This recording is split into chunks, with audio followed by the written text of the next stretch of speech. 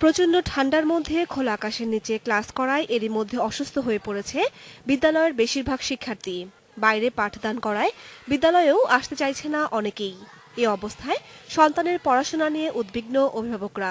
প্রায় 6 মাস থেকে বিল্ডিংটা ভেঙে যাওয়ার কারণে ক্লাস ভালোভাবে হচ্ছে না, বাইরে স্কুল হচ্ছে, ছেলেমেয়েরা তো স্কুল আসতে চাচ্ছে না। যে পরিবেশটা বিরাজ করতেছে, এই খোলামেলা পরিবেশে বাচ্চাদের অনেক মনে করেন লেখাপড়া অমনোযোগী হচ্ছে।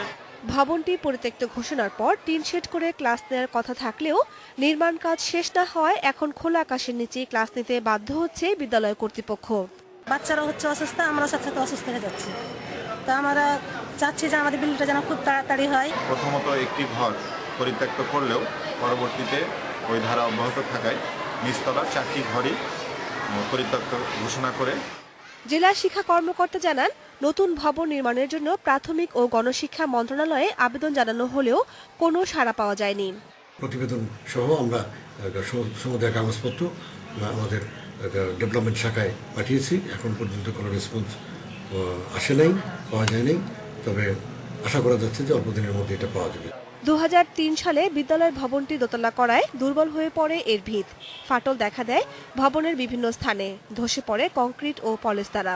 এই অবস্থায় গত বছর ভবনটি পরিত্যক্ত ঘোষণা করে শিক্ষা প্রকৌশল অধিদপ্তর। Independent news.